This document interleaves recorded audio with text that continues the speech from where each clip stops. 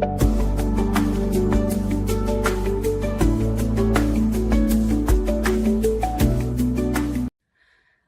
pitching up a channel, bringing smiles to the world. We're hitting first base. Marty Lurie with friends. Home run, you know the ways and the trends of stories all with the match of the block. It's Marty and friends.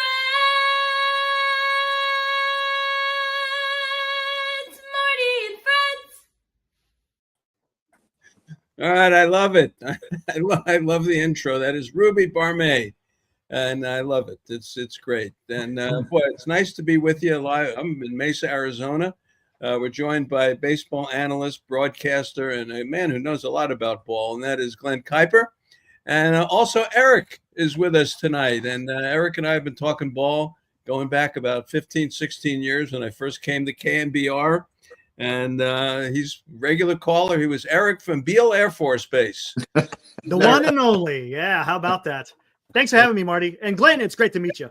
Yeah, Right. this is going to be great. I'm it's nice to finally meet you. And the Air Force Base, huh? Was that the real deal or was that a made up thing? No, that's the real deal. All right.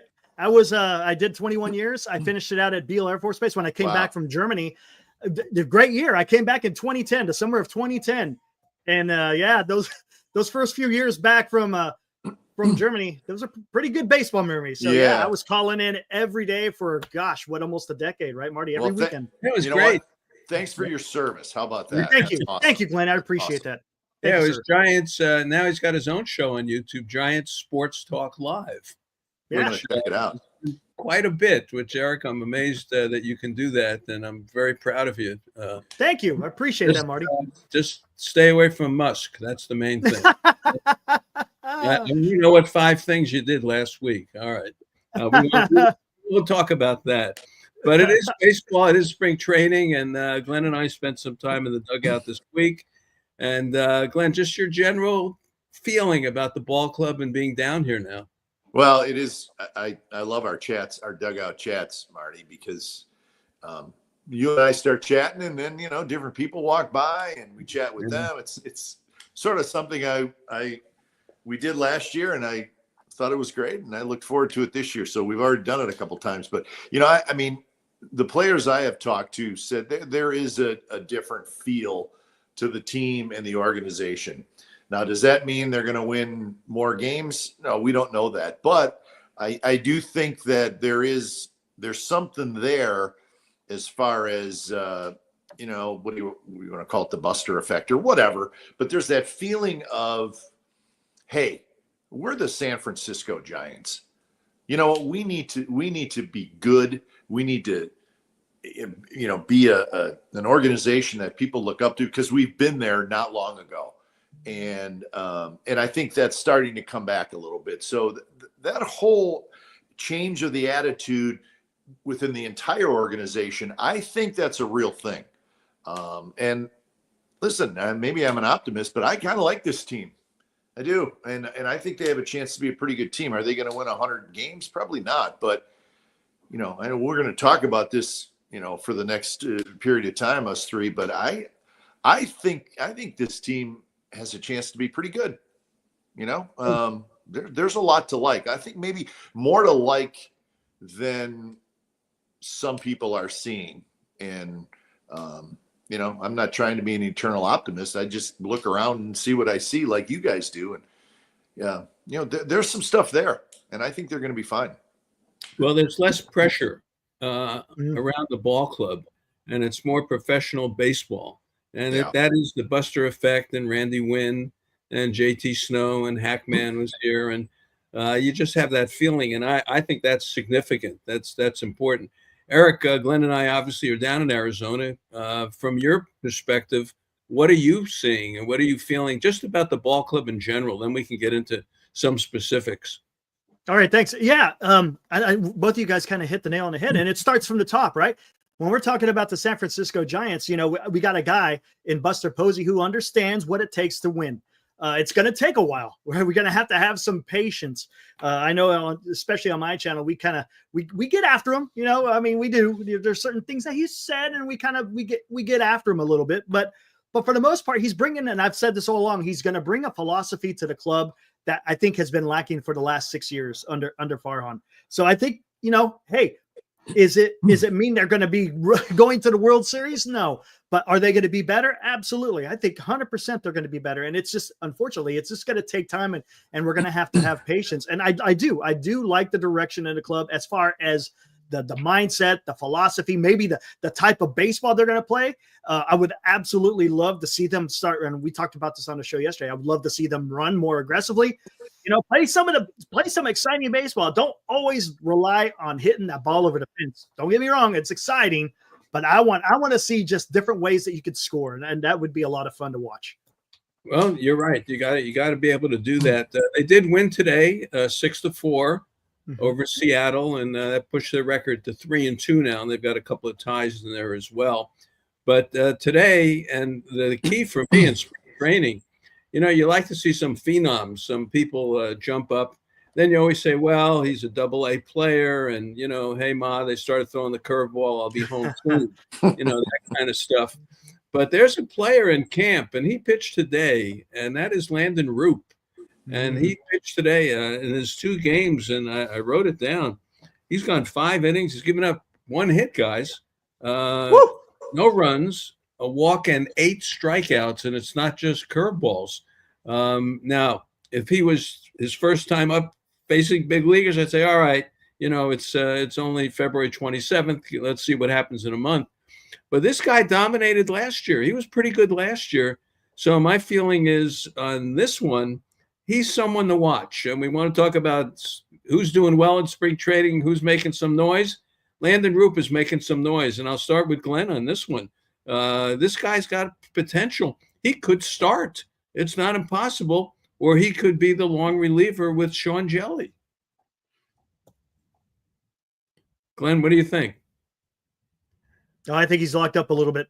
He's locked up. Glenn's frozen. Yeah, he's frozen. Hey, Glenn, if you can maybe reconnect and come back, I could bring him back up in here in a little bit. Yeah. But if you want, I'll take it. When he comes back, I'll bring him right in. Okay. But yeah, Landon Roupp, he was one of, matter of fact, he just dropped out. Was it Alex Pavlovic? I think he's the one that said, I think he had the tweet that said it was going to be a 3-way race for that 5th position. It was going to be Harrison, Birdsong, and then the possibility of Roupp. Now, one thing that we're liking, what we're seeing with Roupp, I mean, his last couple of outings, granted, it's spring training, and that's something I always say, it's practice, right? But he is showing something, and that's going to be viable because, the pitching could be an issue with the San Francisco Giants. I mean, you got Verlander. I think it's a question mark. We don't know. He's 42 years old. The first half of the season, I think he's going to be fantastic. Second half, we'll see. And then you got the Hicks. We'll see if he's going to be able to last. And then, of course, now we're talking about Landon Roupp. And again, I like what I saw last year. He had a great fastball. I had that big curve. And now he's developing. It looks like he's developing a changeup. And that's only going to do anything but make him even that much better. All right, he's back. All right. I really didn't mean to blow you guys off. I really didn't. I was talking and I stopped and I said, boy, Glenn is very serious. He's looking very. And then Eric says, he's frozen. Yeah. Well, go ahead. Sorry about that. That's all right. No, Landon Roupp. And look, Yeah. I'll give the preamble again. We've talked about this. This guy could be in the rotation or he could be there with Jelly. He's not a lock to go to the minor leagues. And you know what? We sat in the dugout last year, Marty, and very early in spring training, kind of like right about now. And Landon Roupp was there, but he was just an extra guy. He was going to be a guy that, hey, you know what? You got to come in early and get a couple outs, keep our big league pitchers, in line in spring training. And then he threw a couple bullpens. And Bob Melvin, I remember saying to Bob, he said, wow, this Roupp kid's special. And this was very early on last year. And he made the team out of spring training. He had some injuries back and forth, a little inconsistent, got to start a few games at the end. But I mean, he's got really good stuff. And he's got some moxie on the mound. He's got a little attitude out there, which I love. And today, you guys saw the highlights. There was a third pitch he was throwing, and it was nasty. And I think it was a changeup. He's got the great curveball, good fastball. But today, I saw a third pitch that people were swinging and missing at. So I think, unless there's an injury or something, I think he's going to be on this team. I don't think there's any doubt. Marty's right.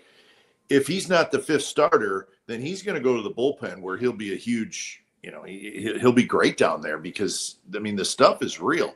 But if he keeps doing what he does and he keeps getting spring training starts, there's going to be some interesting stuff going on because Kyle Harrison and Hayden Birdsong, trust me, they're watching. And I don't think those two guys would be successful if you put them in the bullpen at the major league level, right? Let's say, hey, Harrison and Birdsong, let's just say they don't make the team they don't make the rotation. I don't think those guys could be put in the bullpen.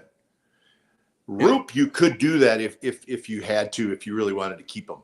But that is going to get really interesting if those three guys stay healthy and there's only one spot. Now somebody else could go down, obviously, but he is definitely a kid to watch. And I got to be honest with you, I really like watching him pitch. The thing, and Marty and I have talked about this, the thing with Kyle and the thing with Birdsong, they're talented young guys. Oh, that's it. He's frozen. Yeah, he's frozen. Yeah, it happens. If he's on Wi-Fi, that happens, unfortunately. Yeah. All right. He'll come right back. We'll get him back. Yeah, he'll get him back. But I like what he's saying. I'm guessing he's talking about the competition. How is Harrison how is Harrison and how is Birdsong gonna react? Now here's the other thing. I loved what Glenn was talking about, the moxie that Roupp showed. That's something I saw in Birdsong as well. That's another guy that doesn't, when he gets on the mound, he doesn't look like it's the moment's too big for him. It looks like he's ready to do it, and maybe Roupp. Now, question, let me ask you this, Marty, with Roupp. Would you like to see him in AAA to get stretched out? Or is it okay for him to be in that bullpen? Now Jelly, I think, is a fantastic long man, 2-3 innings. But I would like to see Roupp get stretched out. And if you keep him in the bullpen, I mean, that's going to be hard for the Giants to be able to do that. Well, to answer your question, I'd rather keep him in the bullpen than stretch him out because they've got enough depth, I think, in the starting pitching where you don't need him right now. Okay. But when you look at their starting pitching and you look at Robbie Ray and you look at Verlander and you look at Hicks and you could be looking at Harrison. And one of the questions I want to ask Glenn when he comes back is, when does the alarm kind of go off for an injured pitcher? Now, ask you this, now you're back. When does the alarm go off for a Harrison? He needs his innings down here. And, maybe I'm looking at the schedule, that they put out. And heck, next week is the first week of March. And then there's only 2 weeks after that. And then, we're actually playing games. So Harrison is an issue. So my point on that, you may need Roupp to fill in for pitchers who are not going 7. And they have a lot of guys who are not going to go 7. And Robbie Ray is one, and I mentioned Verlander's another one, and Hicks is another one. So Roupp does have a spot. I think I'd rather see him up here than being in the minor leagues. A couple of things, Glenn. I'm glad you're back. A lot of people talking on the chat tonight. I appreciate it. Yeah, we got 1,000 subs, Marty. Look at that. Yeah. How about that? Marty? Yeah, this is exciting for me. I'm looking forward to growing this, and Glenn, love to doing this with you. And Amber, of course, we know Amber Wentz says hello. And this is good. I like doing this. And we do have sponsors. We do have people who sponsor the KMBR show, and I'll be on this Sunday. We have I only have an hour. So I have JT Snow on, Bruce Jenkins on, and the Professor Ron Wotus this Sunday. And we start at 10 o'clock. But if you subscribe, it's good. I'm told this is good. Yes, absolutely. Subscribing is good, and make sure you hit that like button. Everyone who's listening, please do that, and it does help. But we do have sponsors, and I do want to acknowledge them and say something about them. We have a little spot that we play on the radio show, and the first one is Georgie Brothers Furniture. in South San Francisco. And I know Ryan is producing our show tonight. So let's hear something about Georgie Brothers. Hello again, Marty Lurie here to talk about my good friends at Georgie Brothers, the largest family-owned furniture store in the entire Bay Area. Right now and good through March 17th, you can save hundreds of dollars on my favorite line of furniture, Stressless. I own Stressless furniture, and I can tell you it's the most comfortable place to sit in my home. Visit them at GeorgieBrothers.com. That's GIORGIBROS.com. And remember, tell them that Marty sent you. All right. Very good. Thanks, Ryan. Nice. So, yeah, and they're short commercials, so it's nice to hear them, and we can't do the show without them, so I appreciate it. But Glenn Kuiper with us, and, of course, Eric, who's got his own show and a longtime caller to me. We really enjoy Giants Sports Talk Live. All right, the theme tonight, which Giants are making noise in spring training? Roupp is my guy. I'll start with him. Glenn, give me your guy right now. Making noise in spring training. It could be good or bad. We could. Yeah, you know what? I'm gonna say keep an eye out for Luis Matos. I think he's got a real good chance to be that fourth outfielder. He had a big 2-run double today. Listen, he's a talented kid. It hasn't been easy for him. He's been up and down a lot, and I think if you keep Luis Matos on the team as your fourth outfielder, I hope it's more than just a straight platoon with Yaz and Wright, because that's really hard for a young kid. And I would almost rather see, if he's going to play once or twice a week, I'd almost rather see Matos in AAA playing every single day. But if he is here, and I think there's a pretty good chance that he will be if everything stays the same. If you're going to platoon him with Yaz, that's fine. But give Ramos a rest one night in left field, or if there's a tough lefty, give Lee a rest, or with Matos, or give Matos a DH game maybe once a week. I just would like to see him get more at bats at the big league level, as opposed to playing one day, sitting 2 or 3, because I don't know that that's the best for him. And I think he has a chance to be a really good player. So I like him. And if he does make this team as a fourth outfielder, I hope it's almost like a 3.5 outfielder, where he's playing a little bit more than just a straight platoon. Yeah, he's got good bat to ball skills. He's not a finished product. He's got some work to do yet. Right. It's not the power is not there yet, but he's still young, and I like his future. I like that. But let me go back to the other question with you. When does the alarm go off for like a Kyle Harrison or Ramos even? So we haven't seen him yet, and we haven't seen Fitzgerald yet either. Yeah, these are parts of the batting order. Yeah, I'm not. I mean, those guys are. I think Fitzgerald is going to play this weekend. Ramos will be back. I mean, those type of injuries at this period of time, I don't really worry about that too much. They're both going to play. They're going to play almost every day, and they're exciting young players. Which, man, if you're the Giants, isn't that what you always look for? Give me some exciting young players. And there's been a lot of years where they haven't had guys like that. So I'm not really worried about those two as far as being ready to go. They'll be in there soon. But those two guys, Ramos and Fitzgerald, if listen, we're thinking good thoughts here, but if those two guys can take even a small step up in their production, think how huge that would be for this team, for the organization, for the offense, where you got two young players that they have a lot of talent, but they're not finished products yet, but they take another step up this year. That would be huge, because they're two pretty talented young guys. And Fitzgerald's going to, I think, fit nicely at second base. I think that's probably more of a natural position for him than shortstop. Yeah. Eric, what about you?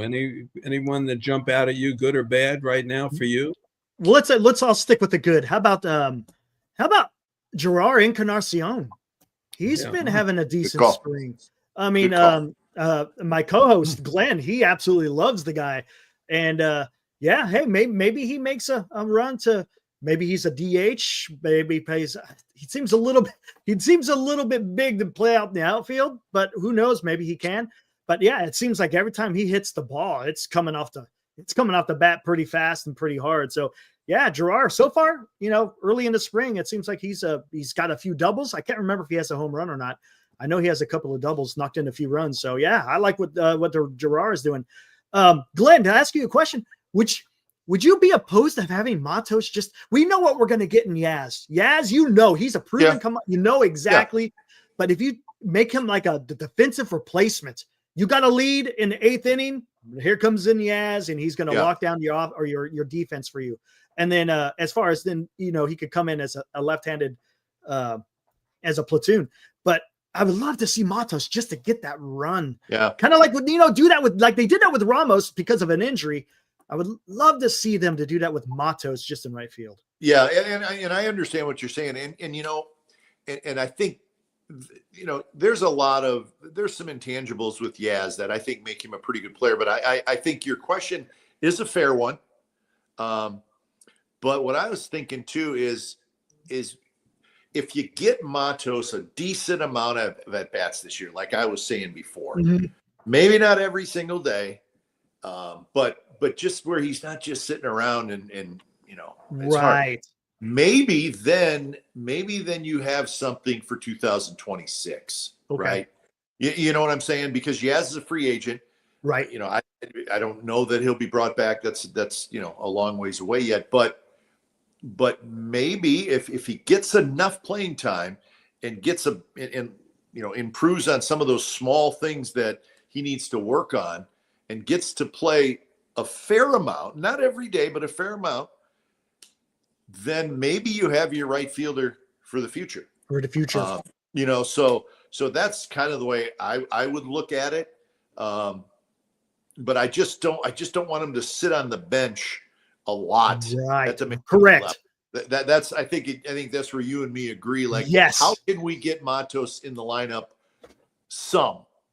Maybe a little bit more than a straight platoon with Yaz.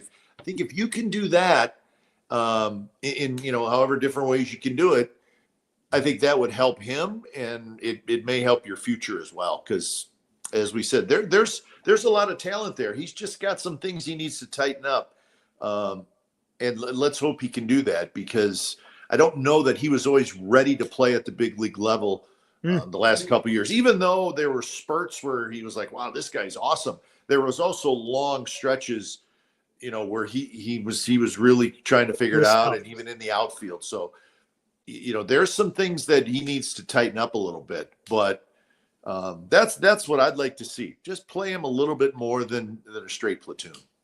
Yes. Well, he's getting at bats now. Yeah. Ramos out, he's getting at bats. A couple of other ones for me is the battle at second base for the backup infielder job. Wasabi has been there. You guys haven't seen him yet, really, as we're talking to the chat or people who are watching. If you're not down here, good hands. I'm not sure what the bat can do, but Schmidt and Wisely, are quietly having a nice little battle at second base. And Wisely had a nice hit today. The right fielder almost made a spectacular catch. He had a good hit. He looks very determined. Schmidt hit a home run the other day. I love his defense. I love the arm. But that, to me, that's a battle right now for who's showing something, who showed up in spring training. Those two guys showed up for me. Yeah. Who I would give the job to right now, I like Schmidt. I do. But they probably want Wisely for the left-handed bat, or maybe not sure what they want to do. Yeah. I mean, that's a tough call because, we know what they can both do. Again, two guys again that probably could use a little more fine tuning, but you need them. And I think the other kid in camp too that may have an outside shot at this is the Koss kid, Christian Koss, who plays third base as well. And from what I was told, does pretty good job at the 3 infield positions. So he could be in the mix as well. They are short on left-handed bats. As Marty said, that could give Wisely a chance. Wisely played a fair amount last year, but then things caught up to him. And that's what seems to happen, right? To these players. It happened to Ramos. He was an all-star, and then, he got dinged up. So, you don't know if Wisely and Schmidt, you don't know if they're everyday players. I'm not sure they are. So where do you make your decision based on? That's the thing. Is it just simply we need a left-handed hitter? Yeah, I think that's part of it, but I think, to me, is the depth factor. Like if you lose Adames for a period of time, or you lose Chapman for a period of time, if you don't have somewhat of an okay backup, that's a disaster. Mm-hmm. And it won't be good if that happens either way. But if it's 2 weeks or 3 weeks, who can hold down the fort? So that's sort of the way I look at it. Which is the best? We're talking about a worst case scenario. You lose a shortstop or a third baseman, but it could happen, and you got to have somebody that you can run out there for a couple of weeks that you feel confident with. And am I 100% confident in the people that we're talking about? Schmidt and Wisely and maybe Cost? Probably not. But we need to see a little bit more of probably Cost. We know what the other two guys have. It's not saying they're not talented. It's just we haven't seen probably enough success at the big league level to be completely comfortable with these guys saying, yep, he's our extra infielder. We're good with him. He's going to be fine if he has to go out there for 2-3 weeks. I don't know that any of the three of us are completely comfortable saying that just yet. Could change, because they are talented kids, but we'll see. But that is a battle, no question, Marty. That's probably going to go down right to the end, and you never know. Yeah. You can bring somebody in at the end, right? Mm-hmm. Somebody gets let go, maybe a veteran guy that you just don't know. There's always stuff going on toward the end. Well, they're going to be looking at those players very carefully for left-handed relief. We haven't gotten there yet. Eric Miller is the one guy, and he's got the finger issue, right now, some numbness in his fingers. So they really don't have a real lefty yet out of the pen, And again, I'm not sounding alarms yet because, we have another 2 weeks before I'd say, the red flags are flying. But that's something you're going to have to watch. I'll throw it out to the chat again to people listening. Who do you think? I mean, good, bad? Who's made some noise in spring training for you here? The other one I want to mention, Glenn and Eric, is Lamont Wade. This is a free agent year for him. This is a big year for him. Mm-hmm. You tend to think, Lamont Wade, he'll be here forever, and he's still a rookie. This is it. He walked 3 times today. He's probably got the best eye on the team. They like him leading off more than Lee. They'd rather have Lee a little further down the lineup. But Lamont, I think, for showing me something in spring, he's got that look of a guy who could be a free agent. That look, this is my year. Sure, which is good. That's what you want, right? I mean, you hope that guys have that attitude of, I'm a free agent coming up, man. I want to keep playing. I want a payday. No, he hasn't had a big payday yet, right? I mean, he's made some money, but so I'm okay with having a guy in that situation. He is important, but I think too, we all want that first baseman to hit 25 homers and knock in 90 runs. We all want to see Bryce Eldridge, all that stuff. Well, I think all that stuff needs to wait a little bit, but that doesn't mean that Lamont Wade Jr. is not really, really important. He just may not be your prototypical first baseman. But Correct. That doesn't mean that him getting on base like he does with some pop, he'll hit the ball out of the ballpark. He's just not going to put up those giant numbers. But I think he's very, very important. He's a good first baseman. He gets on base. He's a decent base runner. He doesn't have great speed, but that's what you have there. And I think him getting on base and, hitting the ball in the gap and popping one out once in a while, because, you may see guys, don't be surprised if you see against right-handed pitching, you may see Fitzgerald batting 9th, or you may see Yaz batting 7th or 8th and Fitzgerald 8th or 9th. So now you got some speed, some good base runners at the bottom of the order, and then you get to Lamont. So that's not just hey, Lamont, get yourself on base. You're the leadoff guy. That leadoff spot, as we all know, it becomes important. And if you have a couple decent hitters on the bottom of your lineup that have good speed and are good base runners, which Fitzgerald is, Yaz is, and they're batting down there, which I think they could. Well, now all of a sudden your leadoff hitter he's going to have opportunities to be a little bit of a run producer. And I think he can be that because He can hit the ball to the ballpark. He can drive the ball, but he also is very selective. And last thing on that, guys, the Giants don't necessarily have a lot of selective hitters. We know that. They got a lot of strikeout guys. They need a couple selective hitters, and he is, and Jung-Hoo Lee is. But they have some swing and miss in their lineup, and they know that. So you need a couple Lamont Wades in there to slow the pitcher down a little bit. Well, for me, I like Wade, and I like a guy who's in that contract year. I like that. It happens in baseball. Miraculously, they have the best year of their lives. We would take that. We would take that. But he reminds me of Mike Hargrove. Now, that dates me back to, the 70s. Mike Hargrove played first base for the Indians, and I'm sure Duane remembers him well. And, of course, he played for Texas, I think, as well. But he was a human rain delay. He would get in the box, and, there was no pitch clock. And he'd get in the box, take the gloves on, take the gloves off. He'd adjust his head. It would take him a minute between pitches, but the guy got on base. And he was a very effective player. He reminds me of Hargrove a little bit. Yeah, he does. The same kind of guy. He'd pop one out once in a while. Do you remember him? Oh, absolutely. He played with Duane for a couple years in Cleveland, and he was a really good hitter. And then it's funny, Marty, as you say that, he played with Duane a couple years in Cleveland. And then my second year in the minor leagues, I was playing in Erie, Pennsylvania in the New York Penn League, and he was the manager of the then Indians single A team in Batavia, New York, I believe they were. Yeah.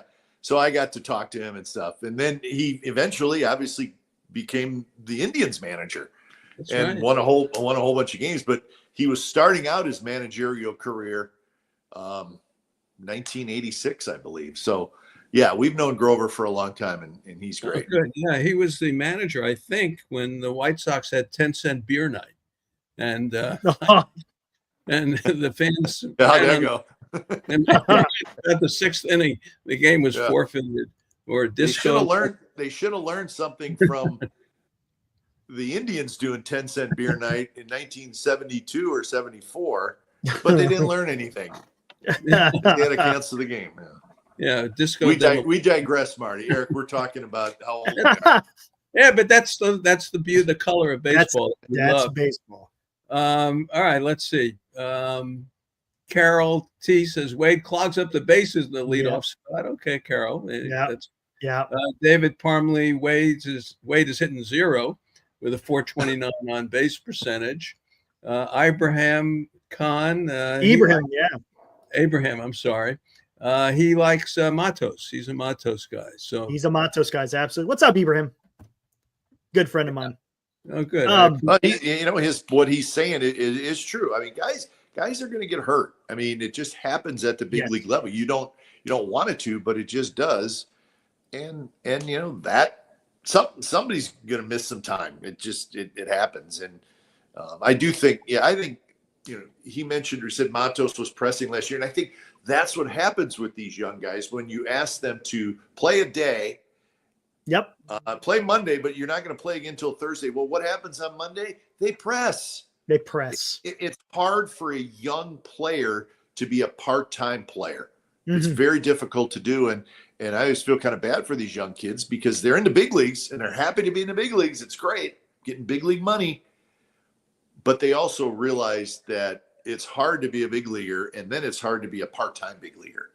Right. And I think Matos, has had a little bit of that, but just stay with them, stay with them. And I think you stay with him, and Ramos showed what he can do. And you got Luciano, in AAA in the outfield, so there's some McRae, there's some young talented outfielders. You just have to be patient with them. Yeah, let's. All right. First of all, let's hear from Gene Bagato, my dear friend up at Bodega Bay, talking about what's going on up there, and then we'll come back, and I want to talk about Luciano. This will just take a minute. Right on. Gene Bagato checked in from the Tides up in Bodega Bay, and he said while the crab season hasn't produced great quantities, the crabs that have been delivered have been excellent. Down at the wharf, fresh crab is readily available for guests to enjoy, either in the restaurant or in the fish market to take home, along with all of the other varieties of seafood delicacies. And across the highway up at the inn, large, comfortable rooms are readily available at winter rates for those who want to get away but don't want to deal with 8 hours driving up to Tahoe. So if you're looking to get away for the day or a weekend, remember the Tides Wharf and the Inn at the Tides in beautiful Bodega Bay. Nice. Thank you, Brian, for playing that. We have wonderful sponsors, and as I say, you can't do the show without them, so I appreciate them being there. All right, Luciano. I saw him, where was I? The A's game, I guess, on Tuesday, and he pulled the ball. Come on, the first time up, he hit a rocket to third base at 109. It looks like Glenn is out. All right. He's out. I didn't even notice that. He'll be back. All right, but let me tell you, everyone who's listening, Luciano pulled the ball, 109, down the third base, and they threw him out, and that was that. Next time up, hit a shot to center field. Center fielder made a nice play. So in all the times I've seen Luciano hit, he never pulls the ball. He, for whatever it's worth, I'm telling you, I always liked it. I said this to Zach Minazian when he was on a couple of weeks ago. I like the bat. The bat for me plays. And last year, everything was to right field, and he was just overwhelmed. He looks different at the plate. And now, it's only spring training. They're only throwing fastballs, really. We know that. But that's a guy who's making a little bit of noise right now, and he's in the outfield. You mentioned Encarnacion. Played first base in that game. It's a little rough in the field, I will tell you that. Right. But with the bat, again, when he puts the bat on the ball, some good things happen. So I'll give him that. The other one I wanted to mention, and then when Glenn comes back, I want to talk to him about it, is McRae. Oh, yeah. And I want to have the kid on the show. We'll get him on. He's a really nice kid. He's got tremendous talent. Tremendous talent. I mean, as far as power, he made a throw from center field in it was the A's game that Schmidt couldn't handle at third, or they would have had the guy going second or third. He made another catch in center field and threw the ball in and kept the runner at second. He's a good defensive outfielder. So I'm talking about Luciano, Glenn. When I was at the A's game on Tuesday, he pulled the ball. Come on, he pulled it and then hit the center field. So for me, I know it's early and there's a lot of fastballs, but Luciano did not hit the ball to right field. I thought that's significant. Yeah, he's such a big, strong kid, and he does have good power the other way. He's always hit the ball, hard the other way, but at some point, you need to be able to, handle something that you can pull, and even like, Elliot Ramos, good power the other way, but he's going to start to learn how to, pull side, react to pitches in there. And Luciano will, he's going to go through the same thing. I think the best thing, and I really hope this is what happens, guys. I know it would be great if Luciano won the DH job, right? Okay. I think the best thing for him, the Giants, the whole organization, is for Marco to go to Sacramento, play every day in left field, get 500 at bats or whatever, learn the nuances of playing the outfield, continue to make your strides offensively, stay healthy, because he hasn't always been able to stay healthy either. I think if he could do all that, and that's asking a lot, but now you're getting close to maybe having an everyday big league player with a ton of potential. I think that's what he needs. He needs a full year in the minor leagues of just playing every day and figuring out outfield and just relax and play. Because, every time he comes up, right, when he gets called up and he goes to the box, I'm like, I want to see this guy hit, right? You just get excited. It just, I just hope he could go there, relax, and just play and have fun. Hopefully the Willie Adamases of the world are having a nice influence on him in spring training. But at some point, he's going to have to go on his own and just hopefully that's what happens, because I think it would be a big deal for him and for the future of the Giants, because that's a really, really talented kid. He's got a ton of potential. There's always seems to be something standing in his way, whether it be the position or, you got to pull the ball more. You're taking too many fastballs. Just play and learn and get better in the outfield. And I really hope that happens for the young man. Yeah. Oh, good point. While you were away, I mentioned McRae. Yeah. He's got all the talent in the world. He just has to put the bat on the ball. But I love the throws he made the other day. As I said, Schmidt didn't handle the ball at third. I thought he threw someone out going second to third. He kept someone at second on a fly ball to center. He's getting a lot of playing time. His future, for me, I guess, is minor leagues until he really can put the bat on the ball. Yeah. I mean, Eric, I don't know what you said about him, but I mean, listen, he's got so much talent, but he hasn't improved in that one area that he needs to improve on, and that's putting the ball in play. If you look at his minor league seasons, he strikes out a lot, and he struck out a lot last year, and he has struck out a lot in spring training this year. Unfortunately, it's just a thing for him. So the concern there is,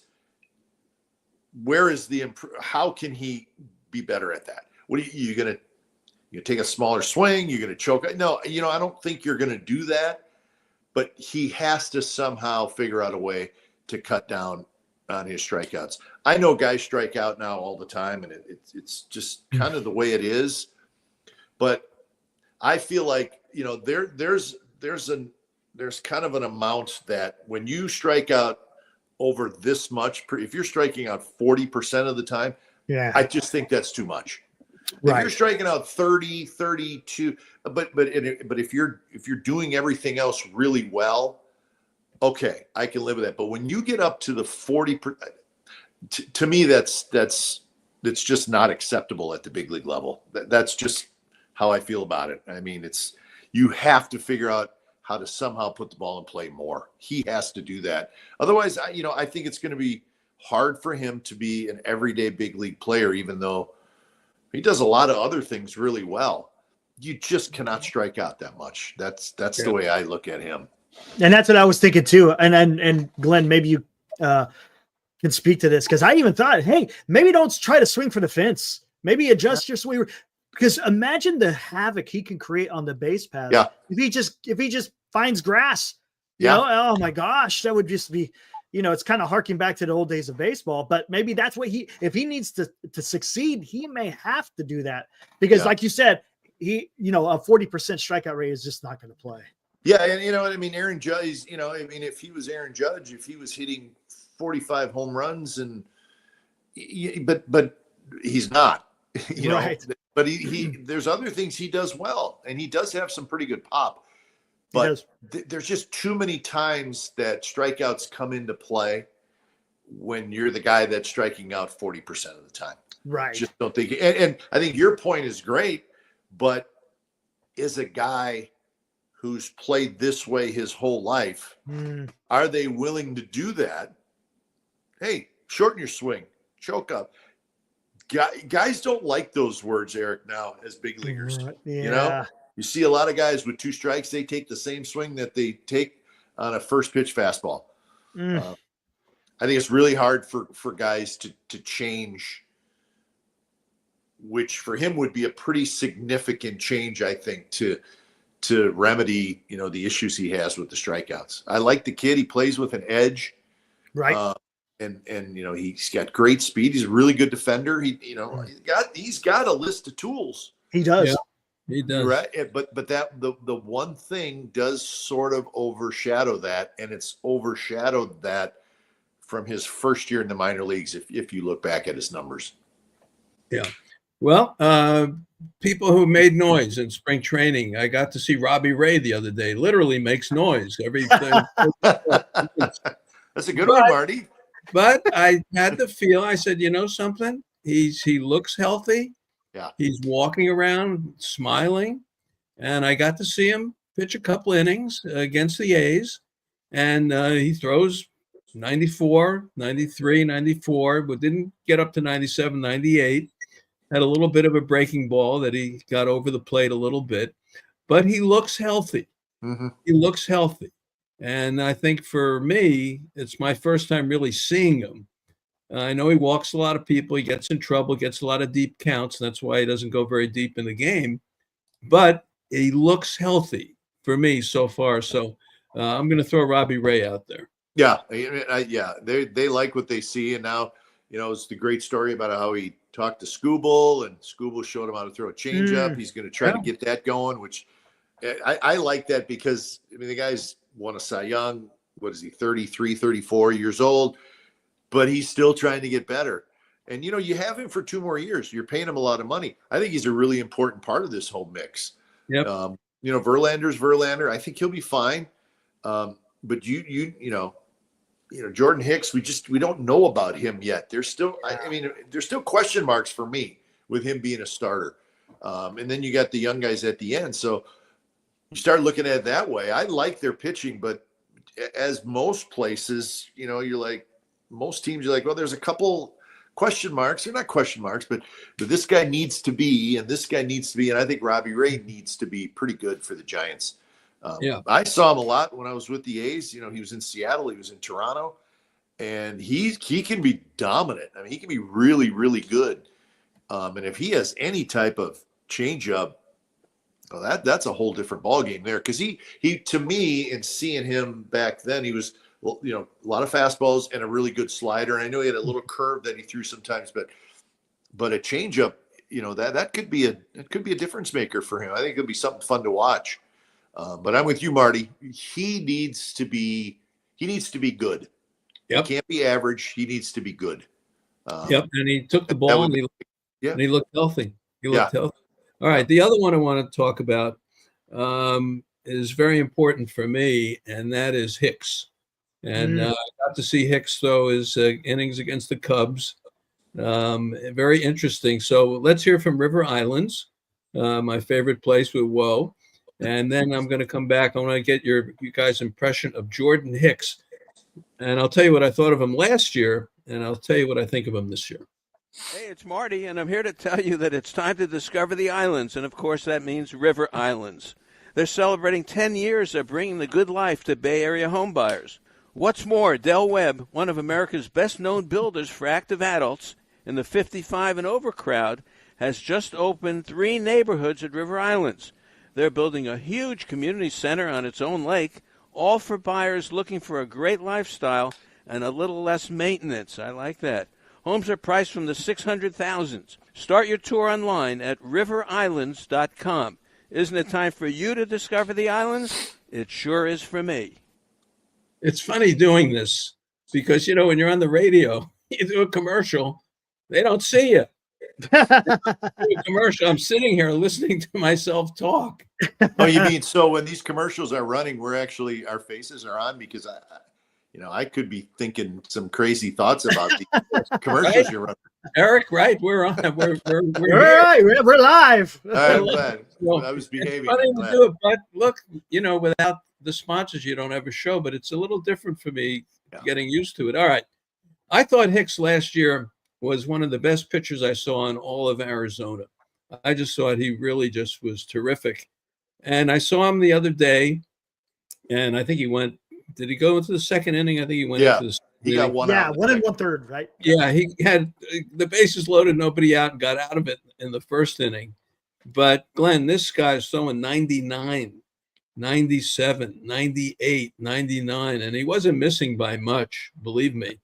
And there he is again. This is what he did last spring, and he got out of the gate terrific. So here we go. You got Webb tomorrow against the Brewers and Peralta. That'll be fun for at least an inning or two.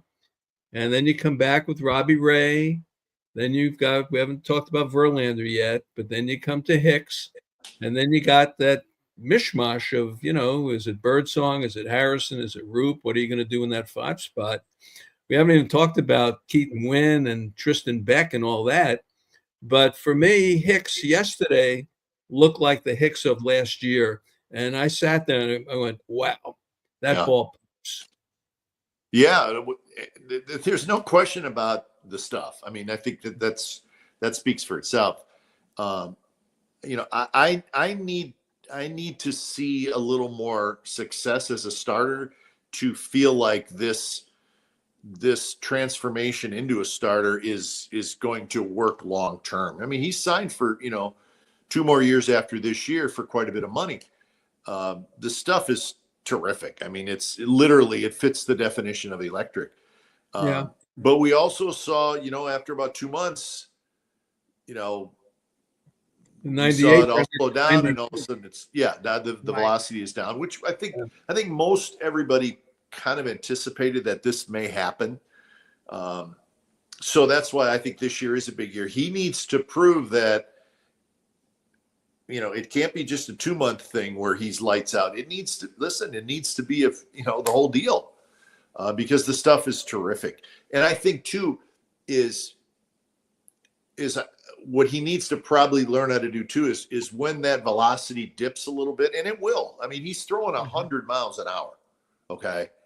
At some point it's going to go to 94. He's going to have a day where he needs to be able to get people out at that velocity. And so that's something that, we can watch for as the year goes on. But, he to me, it's like there was games where he just labored to throw strikes. And I think the body was probably tired.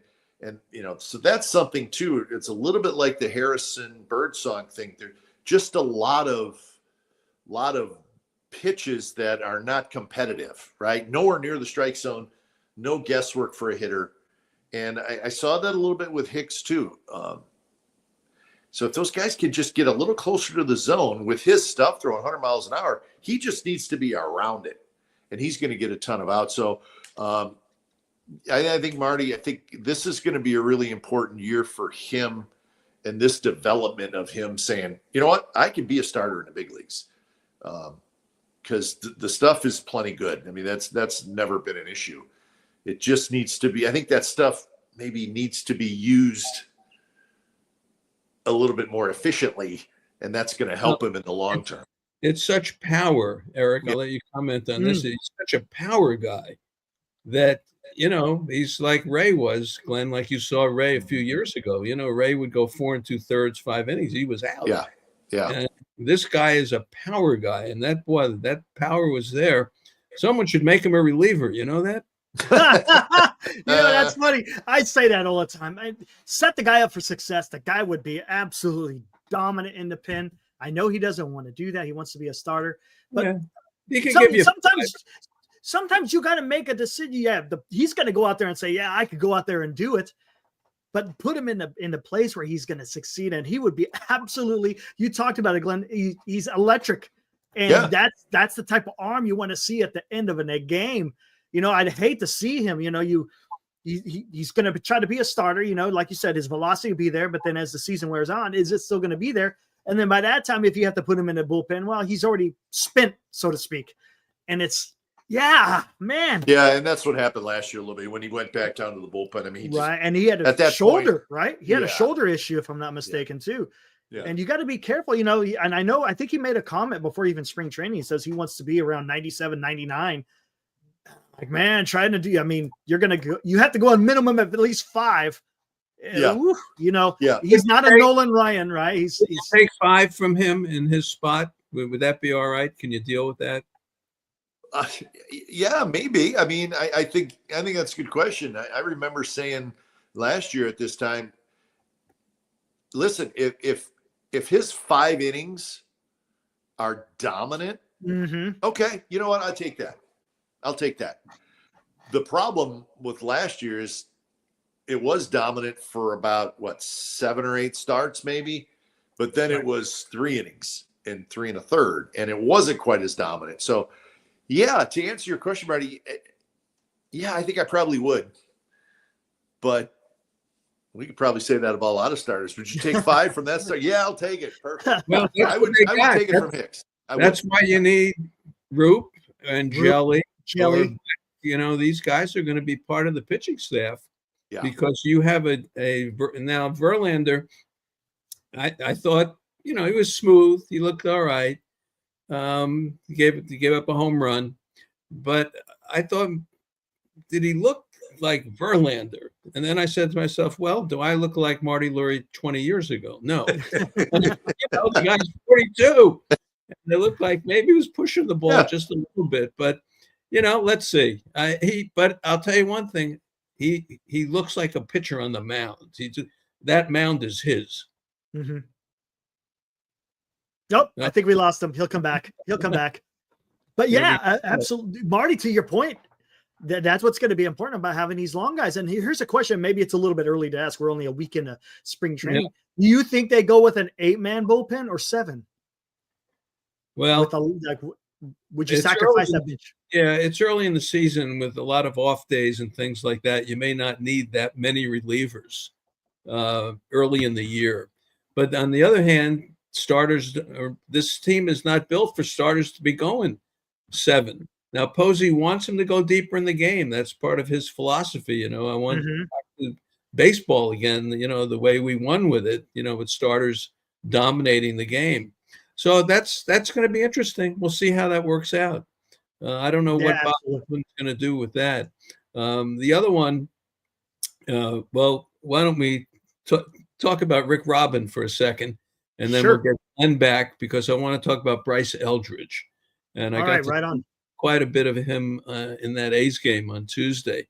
But Rick Robin he's a contractor in Napa and Sonoma, and he was the Napa Valley Contractor of the Year in 2024. Rick Robin. So Ryan's got my spot with Rick, and we're going to do a new one with him this week. But I'm very proud to have Rick as part of the show. So here's something about Rick Robin. It's been a pleasure working with Rick Robin this year. Rick Robin, Robben, NapaConstruction.com. Rick, the last time you were on with us, you told us about kitchen and bath remodeling, but there's a lot more going on up in your area. Yes, there is. ADUs, auxiliary dwelling units, which are known as granny units. We can do your existing garage, attached garage, even building a new unit in the back.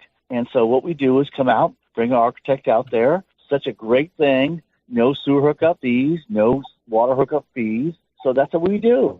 Rick, how does one start the process with you? How does one get in touch with you? Oh, you call Tammy, 707-332-7575, 7 days a week.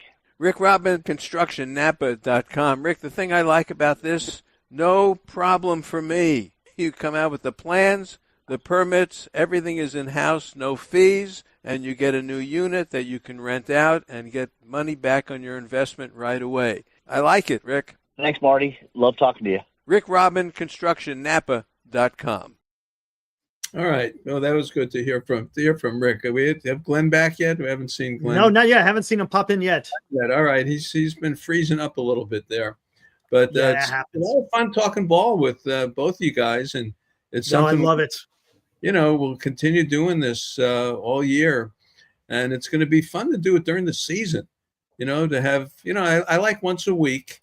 And for me, to come in on a Wednesday, Thursday, because you had the beginning of the series. There's Glenn. I was just saying how much fun this is going to be during the season, especially doing a show midweek. Because you got Glenn, you've been part of Comcast. You've done so much in the TV world and the radio world. It's kind of fun midweek to kind of take a look at things. When you're only on the weekend, you got to wait a week to say something. Right. But I like to say things midweek and say, hey, they just played Monday, Tuesday, and now it's Wednesday or Thursday, what have you. I like that part of it. Yeah, I agree. What's better than talking on a Wednesday night after a Wednesday day game at Oracle Park, right? Exactly. There you go. Yeah, I agree. You need to do this more, Marty. You should do Eric's doing a show every night. There's no reason you can't. Yeah, he's 35 years younger than me. Hey, I apologize for my streaming situation. I don't know if no it's worries. me sorry with about that. Wi-Fi, it gets a little happens. All right. What I said before hearing from Rick Robin, it was Eldridge. And I did get to see his 3 punch outs on Tuesday. And it's funny. I took, I was sitting there. I said, all right, I'll take a little video of his at-bats. And I put the first video out there, the 3 pitches. And Yeah. I swear to you, it's got 70,000 views. And the second at bat has 40,000, what Sure. have you. But my point is, he's the essence of spring training. You can't wait to see it's major leaguers, minor leaguers, and then you get this kid who's, going to be the next McCovey. And he punches out 3 times, 6 pitches, good morning, good afternoon, good night. And it was part of spring training. But that was Eldridge for me. Yeah, it's hard. I mean, I waited for the kid to get in the batting cage the other day because I wanted to see him take batting practice. I haven't seen him in person. It's fun, it's exciting, but Right. you also really have to, be careful. He's a little ways off yet. But when you have longtime baseball people who can, sometimes be critical of players, nobody's being critical of this kid. The power is real. The maturity is real. When you hear it from certain people that generally can be a little negative, that says a lot. Had a lot of conversations with JT Snow as we did Marty the other day, because he's here to work with Eldridge, not a bad guy to have worked with him. And he said, he's going to be fine. He just needs time. He needs to play. He said he's not, we're not talking about a guy with a clank glove who can't move at all. He said he's a good athlete. There's plenty there for him to be a good first baseman. It just takes time. You got to play. And Eric, you think about it, he pitched and hit in high school. He didn't play basketball. He didn't play football. He didn't play soccer. Those are sports where you use your legs, use your footwork, right? You learn footwork, I know that sounds kind of silly, but it's not. It's really important. So, when you're young and in high school or whatever, and you're playing all these different sports, you're getting good feet. Your footwork is better. You learn how to use your feet. He's pitching and hitting. That's it. Right. Good point. Right. If you think about that, now you're an infielder at the major league level. Well, to be a good infielder, it starts with your feet, right? Crawford used to say that. Chapman says that, your feet get you good hops, your footwork gets you a good hop. And it's super important. It's maybe the most important thing when you're approaching a ground ball or whatever you're doing. That includes at first base. Maybe even more so, where you move your feet around on the bag and that kind of thing. So, he's never learned this before. So not only is he learning how to play a difficult position at the big league level, he's also learning how to have good footwork. That's a lot. You're asking a lot of him, and that's why there needs to be patience, and he's going to be just fine. He's going to wear a Giants uniform for a long time, but I think right now he needs to wear a River Cats uniform for there you go. And just play like Luciano. Play every day. Play defense every day. Learn something every day. Hit. Just stay healthy and learn how to be an everyday player at the professional level. If he does that, he's going to be just fine. There you go. Let him simmer. Yeah. Sacramento's got a pretty good team. Can you imagine the pitching they got? Yeah. I mean, all these guys that we're talking about that aren't going to make the team, the Carsons and all. I mean, the Carsons. Yeah, I know. There's right. Well, those guys are not going to. They're probably not going to make the big league team. They're all going to be pitching. I mean, Sacramento's going to have a ridiculous rotation. They're going to have too many guys. Right. That's a big deal. So there's that depth. I don't think the Giants had that depth. Remember last year, the Giants, they spent a period of time in the summer where they had 2 starters. Yeah. Right. And it was like, come on, man, what's going on here? Well, now you're going to have your rotation of 5 and all these young guys we're talking about. And now, guys that we haven't even met, Marty said Keaton Wynn. Keaton Wynn has nasty stuff. We haven't seen it. What are we going to do with him, right? Right. Or Tristan Beck is another one. Yeah. Tristan Beck, yeah. Or how about the kid Marty and I talked, Trevor McDonald, who they're really high on. And all these kids pitched in AAA or the big leagues last year. So they're advanced. there's a lot of depth, and I think that's a big deal, because we saw what happened last year, and that was hard to watch for a while when you only had really 2 starters, and that just shouldn't happen. And now the depth is terrific with these young kids, and I think it's a big deal. Yeah, as Keaton Wynn, one of our comments. Wynn is absolutely. Keaton Wynn. Could you imagine Keaton Wynn coming out of the bullpen? Seriously, throwing 98 with a splitter. And right? Have we seen Rodriguez yet? I haven't seen Rodriguez. Yeah, I haven't seen Rodriguez yet. I haven't seen him in the box score. Yeah, we forgot about Randy Rodriguez, who, by the way, throws 98 with a slider, right? And, I mean, there's so many kids there. Figueroa, you got him throwing 100. Yeah. You know, so there's enough there. There's enough there. It's fun. They got to hit. Can I ask you something real quick, guys? You guys talking about pitching. What about the news of Tom Murphy? Sounds like he's going to be out for quite a while. Yeah, that's a bummer. I feel bad for the guy. Who you guys liking out of Huff and I guess Stassi and Porter? Yeah, I mean, I think unless you make some kind of deal, which is always a possibility, that's a tough one, because Stassi's got quite a bit of big league time. He does. Good defensive catcher. Played with Verlander in Houston. Stassi's, he knows, he gets it. He's been through it all. He knows it. Huff has got the bat, right? And Huff is more of Huff was he was the Rangers catcher of the future not long ago. Right.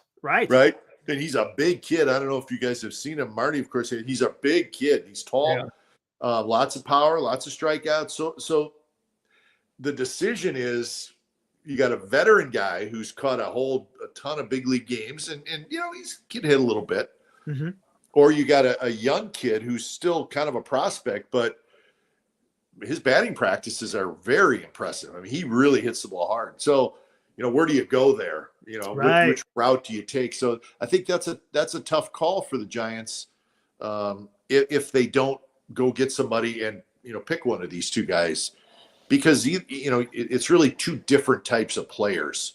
So what do you value most is what you're going to. And they're going to get some playing time, right? Because Bailey, he has issues trying to get through a season. And they know it. It's a backup catcher. They're going to play a lot, and I think it's important. I think the backup catcher thing is really important, because you have such a good catcher that's your starter, right? But a backup catcher is still going to catch 35, 40 games, right? Sally was fine, but he didn't hit it all. And with the Giants lineup, I think the lineup is going to be decent, but it's not going to score 900 runs. Right. They need a little bit of offense from that backup catcher spot. That makes sense. Good call. Yeah, the jury is out on that one. Yeah. It's just too early to watch. I mean, that's a good thing to watch. The whole summer. It's just too early to do that. Makes sense. All right. Well, that's our hour. We'll hear a little bit more next week about Original Joe's, what's going on there, and Nations, Giant Hamburgers, a lot of good things there. And we'll do more talk next week. This is fun once a week to do this, and hopefully we'll all do it again and enjoy a week of baseball. So, guys, Glenn, thank you so much. I'll see you at the park. Yes, I'll be there tomorrow, Marty. And Eric, it was awesome meeting you. Keep up. Hey, it was great meeting you. Right. Thank you, sir. I appreciate it. Soon. This is fun. I enjoy this. Thanks, guys. All right. See you guys. All right.